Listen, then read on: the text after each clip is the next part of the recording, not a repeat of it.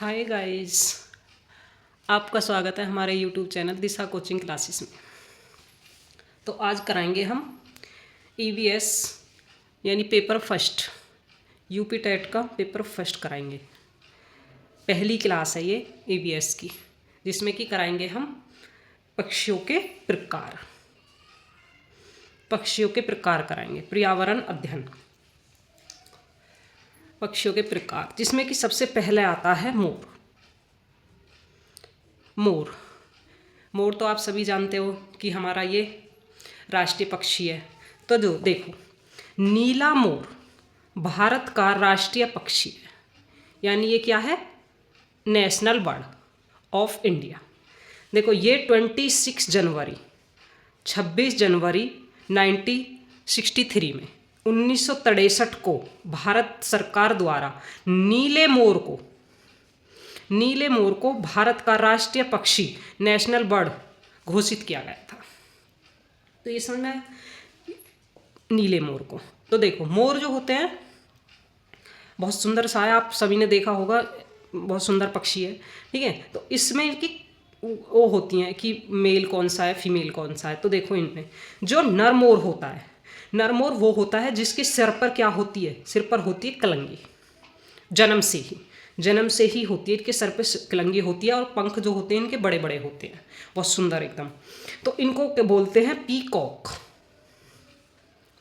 ठीक है। अब जो मादा मोर होती है, मादा मोर को बोलते हैं पीहैन। ये थोड़ी कम रंगीन होती है और शरीर छोटा होता है। मतलब जो मोर होता है, नर मोर के तो पंख बहुत बड़े बड़े होते हैं और मादा मोर के पंख छोटे छोटे होते हैं, तो कम रंगीन होती है और उसका जो शरीर है वो छोटा होता है। अब जो मोर के बच्चे हैं उनको बोलते हैं पीचिक्स, ठीक है। अगर मोर पूरे समूह में है, एक ग्रुप में चल रहा है, तो उसको बोलेंगे पी फाउल। तो यहाँ तक नीले मोर के बारे में समझ में आया, तो उसको बोलेंगे पी फाउल। अगर अब इनके हम रहने की बात करें, या मतलब ये रहते क्या हैं और खान पान क्या है इनका, तो देखो, जो मोर है मुख्य रूप से मैदानी, मतलब मैदानों में, खुले जंगलों में, ठीक है, बड़े बड़े इलाकों में या खेतों में रहना पसंद करते हैं। कभी कभी ये ऐसे घरों में भी आ जाते हैं, छतों पे बैठे हुए रहते हैं, तो रहना पसंद करते हैं। ये अनाज, बेरीज, सांप, छिपकली और छोटे चूहे खाते हैं। ये सर्वाहारी होते हैं, यानी ओमनिवोरस होते हैं, कि ये फल भी खाते हैं और एनिमलों को भी खाते हैं, छोटे छोटे एनिमलों को भी खाते हैं, ठीक है। तो ये होते हैं सर्वाहारी होते हैं। ये चीज़ आई समझ में। तो पहली बात करी थी हमने मोर के बारे में। तो मोर के बारे में तो यही है आपकी एनसीईआरटी में, कि मोर को कब नेशनल बर्ड घोषित किया गया और जो फीमेल मोर कैसी होती है, मेल मोर कैसी होती है। तो ये हो गया आपके मोर के बारे में। आगे बात करेंगे हम दूसरा होता है कठफोड़ा।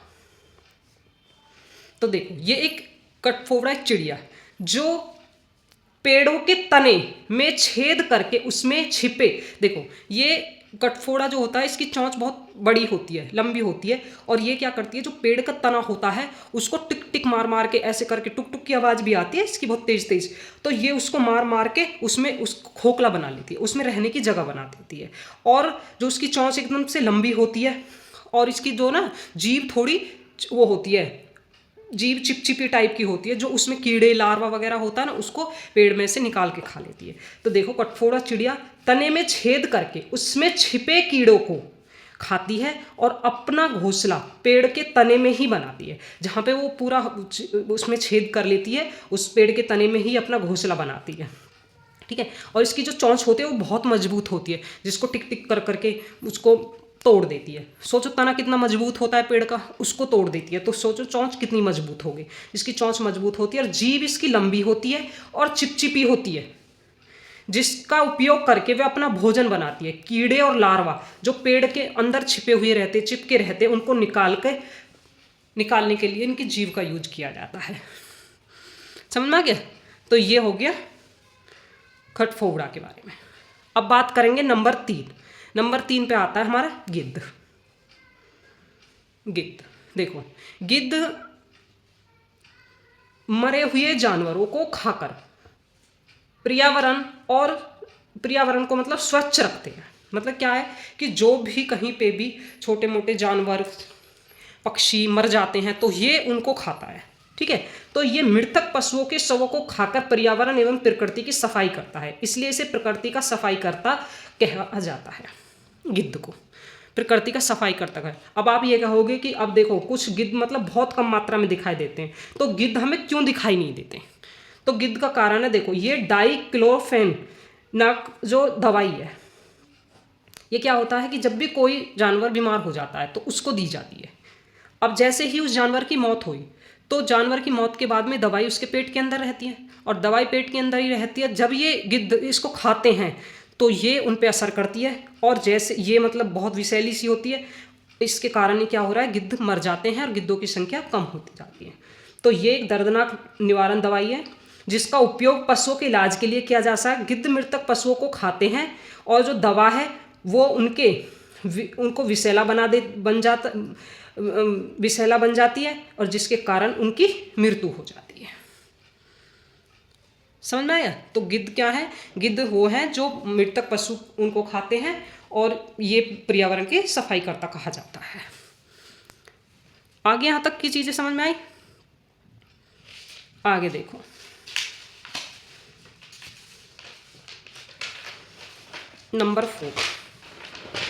नंबर 4 पे आती है आपके दर्जिन चिड़िया, द टेलर वर्ड। तो देखो ये दर्जिन चिड़िया अपनी नुकीली चोंच से पत्तों को सीकर अपना घोंसला बनाती है। ये क्या करती है, पत्तों को इस तरीका से सिलती है कि ये थैलानुमा घोंसला बना लेती है, और उसी में क्या करती है, उसी में अंडे देती है। ठीक है। ये झाड़ियों में, बगीचों में व खुले जंगलों में रहना पसंद करती है। ची ची की मधुर आवाज के साथ गीत गाती है और समूह में रहती है। तो जो दर्जिन चिड़िया सबसे मेन काम क्या है इसका, ये थैलानुमा घोंसला बनाती है। किसको? पत्तों को सीकर घोंसला बनाती है, और बगीचों में, खुले जंगलों में इनमें रहना पसंद करती है। अब आती है देखो मैना इंपॉर्टेंट है, ये कई बार सीटेट में भी पूछा गया है। इसमें पूछता कैसे है, कई बार ऐसा क्वेश्चन इसमें पूछता है कि कौन सा ऐसा पक्षी है जो अपनी गर्दन आगे पीछे की तरफ झटकता है। तो कई बार कौवा को भी वो लगा देते हैं कि कौवा है उसका, कि कौवा अपनी गर्दन को ऐसे झटकता है, पर इस तरीका से नहीं झटकता जिस तरीका से मैना झटकती है। मैना इस तरीका से अपनी गर्दन को आगे पीछे करती है, मतलब आगे पीछे करती है जो मैना है। अब देखो जैसे उल्लू की बात करें हम, नेक्स्ट 6 में देखोगे उल्लू है वो अपनी गर्दन को पीछे तक घुमा सकता है। मतलब कहने का ये है, ये इस तरीका से 360 डिग्री पे अपनी गर्दन को घुमा देता है। ठीक है। इसकी आंखें मानव की तरह आगे की तरफ, सामने की तरफ होती हैं, इस तरीका से होती हैं, ऐसे सामने की तरफ इसकी आंखें होती हैं। ठीक है। अब बात करेंगे कलचिड़ियाँ। ये कलचिड़ी जो होती है, ये कलचिड़ी बोलो या फिर कलचिड़िया, ये पत्थरों के बीच अपना घोंसला बनाती है। पहाड़ों में अपना घोंसला बनाती है। इनके घोंसले में पौधों की नाजुक टहनी, जड़ें, ऊन, बाल, रुई सब बिछा हुआ रहता है। ये छोटे छोटे कीड़े खाती है, और इनकी चोंच अंदर से लाल होती है। ठीक है। इनकी चोंच क्या होती है, अंदर से लाल होती है। इनमें ऐसे पूछ लिया जाता है कौन सी ऐसी चिड़िया है, कौन सा ऐसा पक्षी है जो अपने घोंसले में ऊन, बाल, रुई इन सबको बिछा के रखती है। ठीक है। तो वो है कलचिड़िया। आगे बात करेंगे कौवा की। देखो कौवा के घोंसले में लोहे के तार व लकड़ी की टहनियाँ जैसी चीजें भी होती हैं। कौवा पेड़ की ऊंची डाल पर, ये क्वेश्चन पूछा जाता है कि पेड़ की ऊंची डाल पर कौन बैठता है? कौवा पेड़ की ऊंची डाल पर अपना घोंसला बनाता है। कोयल अपना घोंसला नहीं बनाती। अब देखना, कोयल जो है वो अपना घोंसला नहीं बनाती, वह कौवे के घोंसले में ही अंडे देती है। ठीक है। वह कौवे के घोंसले में ही अपने अंडे देती है। कौवा अपने अंडों के साथ साथ कोयल के अंडों को भी सेता है। ठीक है। तो कोयल अपना घोंसला नहीं बनाती, वो कौवा के घोंसले में ही अंडे देती है। ठीक है। तो ये होगी कौवा की बात। अब बात करेंगे गौरैया। तो देखो गौरैया सबसे ज़्यादा दिल्ली में पाई जाती है। गौरैया अलमारी, देखो गौरैया जो है उसका अपने घोंसला बनाने का वो है अलमारी वगैरह के पीछे, आईने के पीछे ये अपना घोंसला बनाती है। इसे दिल्ली का राजकीय पक्षी भी, ये दिल्ली का राजकीय पक्षी है, जो मतलब ये सबसे ज़्यादा वैसे दिल्ली में पाई जाती है अब, और इसे इसका दिल्ली का इसलिए राज्य के पक्षी घोषित कर रखा है। और 20 मार्च को विश्व गौरैया दिवस मनाया जाता है। 20 मार्च को विश्व गौरैया दिवस मनाया जाता है। तो ये चीज़ आई समझ में। आगे देखो, गौरैया वह पक्षी है जो दिल्ली में सामान्य रूप से देखी जाती है। मैंने बताया कि दिल्ली में सबसे ज़्यादा देखी जाती है, ठीक है। तो परंतु अब इस चिड़िया के बारे में जागरूकता बढ़ाने हेतु एक विशेष दिन मनाया जाता है, क्योंकि शहरीकरण के कारण ये दुर्लभ हो गए। तो देखो मैं क्या बताया कि मतलब इनके लिए एक विशेष दिन मनाया जाता है क्योंकि शहरीकरण के कारण ये दुर्लभ हो गई है। मैंने बताया पीछे कि 20 मार्च को विश्व गौरैया दिवस मनाया जाता है। विश्व गौरैया दिवस मनाया जाता है, ठीक है, 20 मार्च को। क्योंकि ये अब इनकी संख्या बहुत कम होती जा रही है, इसलिए थोड़ी जागरूकता बढ़ाने के लिए ही ये विश्व गौरैया दिवस मनाया जाता है। आगे आता है वीवर पक्षी।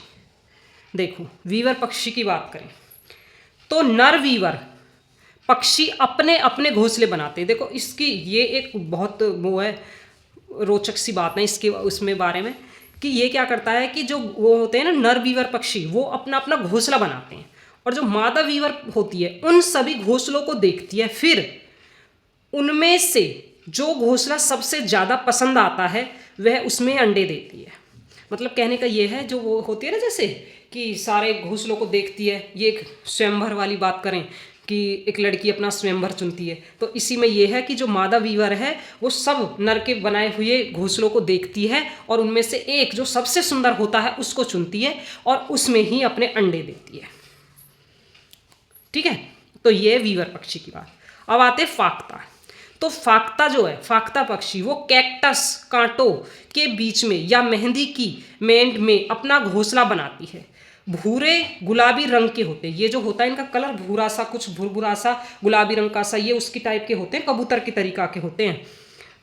कबूतर की पूंछ थोड़ी लंबी होती है, इनकी थोड़ी छोटी होती है, तो इस तरीका के होते हैं ये। और ये भूरा गुलाबी रंग होता है, ये ज़्यादातर मेहंदी वगैरह की मेंड में और कांटों में ही अपना घोंसला बनाते हैं, ठीक है। अब देखो चील और बाज की बात करें तो चील और बाज भी क्या, मैंने अभी जैसे गिद्ध के बारे में बताया था कि गिद्ध क्या करता है, हमारे पर्यावरण की सफाई करता है, तो इसमें भी यही है। पर उनमें बात क्या है कि वो मरे हुए जीवों को खाता है, मरे हुए जीवों से पर्यावरण की सफाई करता है। चील और बाज हमसे 4 गुना अधिक दूर तक देख सकते हैं। चील की पूंछ खांचे वाली होती है, जमीन पर पड़ी हुई कोई चीज किसी चील को 1 से 2 किलोमीटर तक दूर से दिखाई दे जाती है। मतलब 1 से 2 किलोमीटर की दूरी तक की चीजों को वो जमीन पे देख लेती है, ठीक है। अब आता है शक्करखोर पक्षी या सूर्य पक्षी। तो शक्करखोर पक्षी पेड़ की किसी छोटी डाल या झाड़ी पर अपना लटका हुआ घोंसला बनाती है, ठीक है। इसका घोंसला जो है, इसका घोंसला बाल, मकड़ी के जाल, पतली टहनियाँ, बारीक घास, सूखे पत्ते, रुई, पेड़ की छाल के टुकड़े और कपड़ों के चीथड़ों से बने हुए होते हैं। मतलब कहने का यह है जो ये अपना घोंसला बनाता है ये नीचे उसकी नीचे लटका हुआ रहता है। तो जो ये बनाता है घोंसला किससे बनाता है, बाल होते हैं उसमें, मकड़ी के जाल हो गए, पतली पतली टहनियों से, बारीक घास से, सूखे पत्तों से, रुई से, पेड़ की छाल के टुकड़ों के छोटे छोटे टुकड़ों से, और जो कपड़े होते हैं पुराने कपड़े पड़े हुए रहते हैं उनके छींतड़ों से अपना घोंसला बनाते हैं। समझेंगे। तो ये है शक्करखोर पक्षी। यहाँ तक की ये चीज़ें आई समझ में।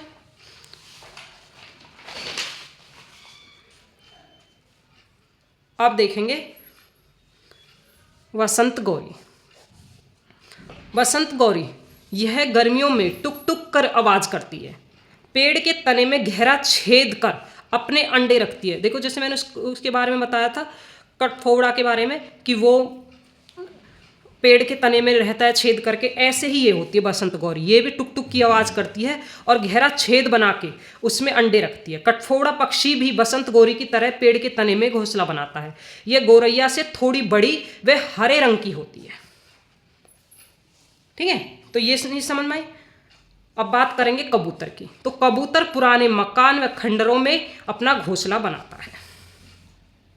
ठीक है, अब देखो, अब अगर मैं बात करूं कि घोंसले के दुश्मनों के बारे में, कि कौन ऐसा है जो पक्षियों के घोंसलों को तोड़ते हैं, तो इनमें सबसे नंबर 1 पे आए ना, तो सबसे नंबर 1 पे मनुष्य ही है जो सबसे ज़्यादा पक्षियों के घोंसलों को तोड़ते हैं। चूहे, कौआ, गिलहरी, बिल्ली इनके अंडे चुरा लेते हैं और घोंसलों को तोड़ देते हैं। तो सीटेट में भी पूछा गया था ये क्वेश्चन कि कौन ऐसे हैं कि जो घोंसलों के दुश्मन हैं। अब अगर पक्षियों की बात करें चोंच के बारे में, तो यहाँ से क्वेश्चन पूछ लिए जाते हैं कि कौन से पक्षी की किस तरीक़ा की चोंच होती है। तो देखो, पक्षियों की चोंच के बारे में अगर बात करें, जो तोता की चोंच है, जो तोते होते हैं, तो तोते की चोंच होती है घुमावदार। घुमावदार नहीं होती है, वो फल को कुतरने के काम करती है।